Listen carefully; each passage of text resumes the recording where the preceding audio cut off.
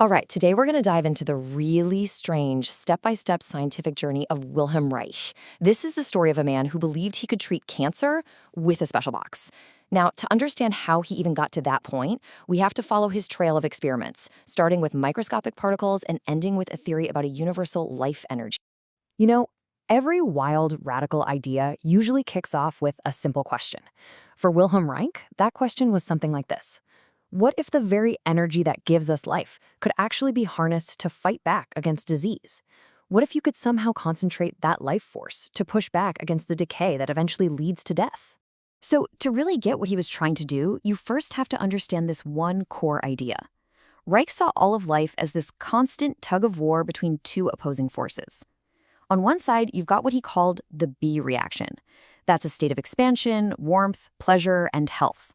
And on the other side, the T reaction. He named it after the German word for death. And that's a state of contraction, coldness, anxiety, and disease.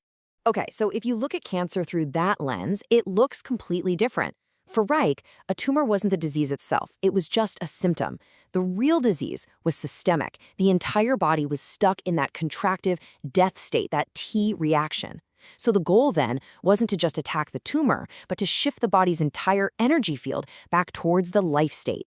And this idea set him off on a very particular path. He started out by trying to inject a life-promoting substance directly into the body. Then he made a huge pivot, realizing it wasn't the substance itself, but its energy that was doing the work. And finally, that led him to believe he could actually harness that exact same energy right from the atmosphere. Let's follow the breadcrumbs and see how he got there. So it all started under a microscope. Reich saw that these little energy vesicles he called Pa bions seemed to destroy particles that he associated with decay, which he called T bacilli. So the logical first step, right? Test it in a living thing. He injected one group of mice with the death particles, and another group got the death particles plus his life energy bions. And the result? Well, it was pretty promising. The mice that got the bions stayed healthy. But of course, science is never that easy, is it? They hit a pretty dangerous snag. See, injecting living material into the body is always risky. After these PA bions did their job and fought off the T bacilli, they would start to decay. And that decay process could create dangerous pus inside the body. The cure was literally creating its own new problem. But this major setback, it led to the single most important breakthrough in his entire research. He noticed that a different kind of bion, one he made from sea sand, could paralyze cancer cells without ever even touching them. And that led to this profound aha moment. It wasn't the physical substance that was doing the work. It was an invisible energy radiating from it. This is what he would later name Orgone. And this was the huge pivot point. The new thinking was, forget the substance, focus on the energy. Armed with this brand new theory, he designed a new experiment. He took mice that already had tumors, and this time he injected them not with living bions, but with a simple fluid that had just been charged with this mysterious orgone energy. And the initial results, they were staggering. I mean, he was witnessing something that was basically unheard of in cancer research at the time. The hard tumors in these mice actually started to get soft, and in some cases, they even began to shrink. It looked like the whole energy theory was a massive success. But then, another twist in the story. After about 2 weeks, all that progress just reversed. The tumors started to swell up again. You can just imagine the frustration. Was the energy only a temporary fix? Was the whole theory just wrong after all? So Reich looked closer, and he realized the answer wasn't where everyone else was looking. It wasn't inside the tumor itself. The real story, the key to this whole puzzle, was actually flowing through the veins of these mice. And this led to another massive insight. The orgone energy wasn't acting like a poison that killed cancer cells directly. No, it was more like a charging station for the body's own red blood cells. These newly supercharged cells were then waging their own war on the tumor. So that swelling he saw, that wasn't the cancer coming back. It was the inflammation from a huge biological battle happening inside the body. This discovery just changed everything. I mean, if the real goal was just to charge up the blood with energy, why bother with injections at all? Reich could also come to believe that this orgone energy wasn't just in his bions. He thought it was everywhere, all around us in the atmosphere. So he built a simple device, basically a box made of alternating layers of organic and metallic material designed to concentrate it. This was the famous orgone accumulator. And the results from his final mouse experiment were pretty striking. The group that got no treatment survived less than 4 weeks. The group getting the energy injections lasted more than twice as long, about 9 weeks.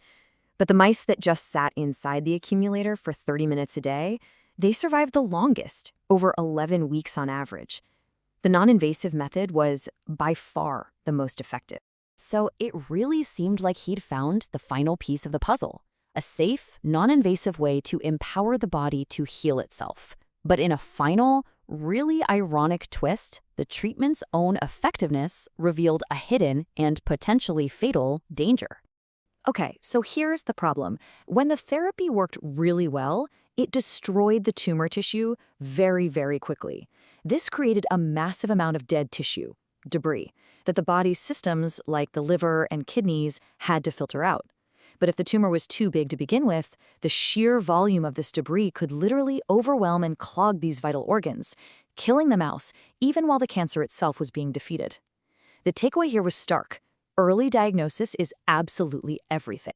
So now he had this promising but also potentially risky therapy. Before he could even think about applying this to humans, there was one last, absolutely critical safety check he had to perform. We know what this energy seems to do to diseased tissue, but what does concentrated orgone energy do to healthy tissue? Is it safe? And to answer this, he came up with a beautifully simple experiment. He took 2 jars of water, each with some fresh grass in it.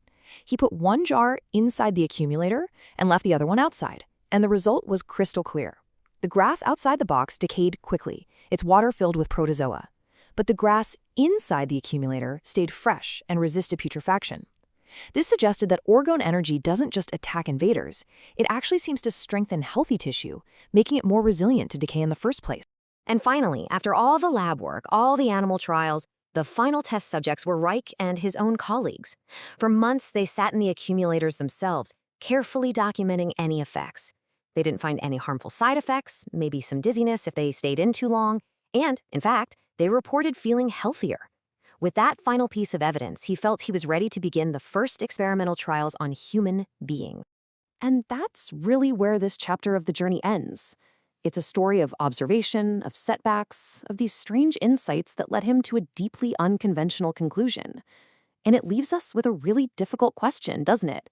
When an idea from way out on the fringes appears to get results, how should science respond? Where do you draw the line between healthy skepticism and just closing the door on something new?